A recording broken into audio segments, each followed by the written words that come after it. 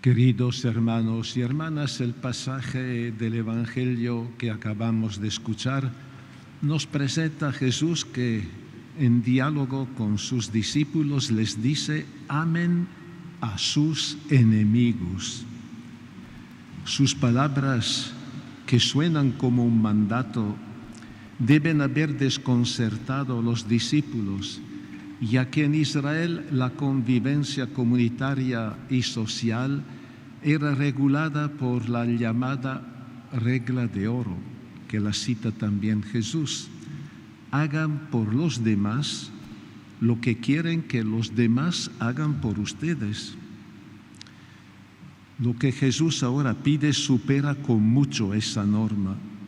Sus seguidores no solo deben respetar a los demás y no hacer el mal, sino que deben amarlos y hacer el bien incluso a los enemigos y a los que los odian. Y para que no queden dudas, Jesús presenta unos ejemplos concretos de lo que implica vivir en lo concreto y en lo cotidiano el amor verdadero a los enemigos. Frente a los insultos, al odio, a las acciones más agresivas e injustas, a la hostilidad y a la violencia, los que seguimos a Cristo no debemos responder jamás con la venganza y con la misma moneda, sino en forma pacífica y buscando el bien del adversario. Al respecto, tenemos en la primera lectura el testimonio ejemplar de David, futuro rey de Israel, que teniendo en sus manos la posibilidad de eliminar al rey Saúl, que lo perseguía para matarlo, le salva la vida. Hoy el Señor te entregó en mis manos, pero yo no quise atentar contra el ungido del Señor. El gesto de David ante Saúl, su enemigo, es veneración de la sacralidad de la función del rey, ungido por Dios y portador de su espíritu para defender, guiar, hacer justicia y mantener viva la esperanza del pueblo. David renuncia a hacerse justicia por mano propia, poniendo toda su confianza en la justicia de Dios, justicia que más temprano que tarde llega para todos. Jesús luego pide a sus discípulos dar un paso más: bendigan a los que los maldicen. Bendecir es decir bien ante Dios de los que maldicen, de los que dicen mal de uno mismo. Ante esta petición de Jesús podemos quedarnos admirados, pero sobre todo desconcertados y dudosos. La sociedad humana desde siempre se rige más o menos abiertamente por la lógica del más fuerte y de la competencia, y por la ley del talión, es decir, de la reciprocidad, ojo por ojo, diente por diente. Por eso este mandato de Jesús nos puede parecer una utopía irrealizable o incluso una forma de cobardía y pasividad que consiente la instalación de la injusticia y el abuso en la convivencia humana. Sin embargo, es exactamente lo contrario. En la propuesta de Jesús, el amor es el único camino que puede desarmar a los infiernos de la violencia, del odio y del mal. Por eso este precepto no se limita a las relaciones al interior de la Iglesia, de nuestra comunidad, sino también a la instauración de una sociedad construida sobre las bases de relaciones justas y fraternas, donde no haya divisiones de clases y discriminación de ningún tipo, y donde se eliminen las estructuras y sistemas que causan atropellos de la vida y de los derechos humanos. Las armas que propone Jesús para realizar una sociedad nueva son, empezando por los enemigos, el amor, la oración, la bendición, la no violencia, o mejor, la fuerza activa del amor y del perdón. El no responder al mal con mal pone el agresor ante su propia maldad. Esto es el primer paso para que tome conciencia del mal que causa y cambie de actitud. Por eso, perdonar y buscar el bien del enemigo no es una actitud cobarde, sino un acto de valentía que exige esfuerzo y perseverancia.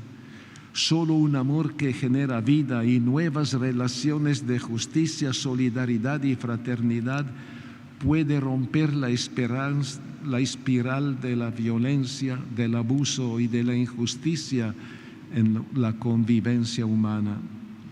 Desde esta visión, la justicia es la primera exigencia del amor. No hay contradicción entre amor y justicia. La justicia es el primer pasito del amor, la medida mínima de la caridad.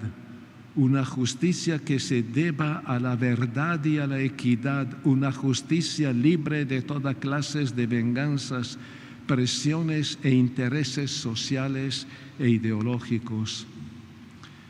En la opción de Jesús ya no es el egoísmo personal o de grupo el criterio de las relaciones con los demás, sino la justicia y el amor que nos hace solidarios y partícipes de los problemas y necesidades de los demás.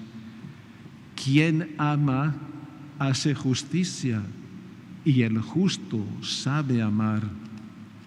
Por cierto, la propuesta de Jesús es muy exigente y difícil a poner en práctica, en especial si contamos solamente con nuestras propias fuerzas humanas. Lo que hace falta es la oración. Sin ella no podemos bendecir ni amar a los enemigos. Y Jesús nos ha dado el ejemplo. A pesar de los dolores atroces de su pasión, su amor sin límite para la humanidad lo ha movido a orar por los enemigos que lo crucificaban. Padre, perdónales porque no saben lo que hacen. Jesús mismo nos indica claramente entonces que implica seguir sus pasos. Hagan el bien y presten sin esperar nada en cambio.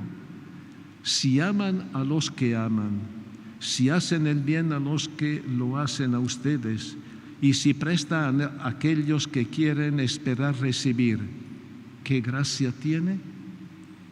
El amor del discípulo brota de la gracia fiel y creativa de Dios, un don que abre a la plena comunión de vida y de intentos con Él. El hecho que Dios nos ama es el motivo que nos impulsa a amar a los demás, que nos debe mover a amar a los demás, incluyendo a los enemigos.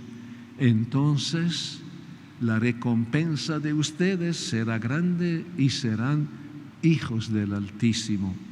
Nuestra vocación de cristianos es alcanzar a ser hijos del Altísimo, hijos de Dios, que es la meta última de la vida gastada por amor a Dios y al prójimo, pero al mismo tiempo es la fuente aquí y ahora del amor de Dios sin condiciones ni reservas.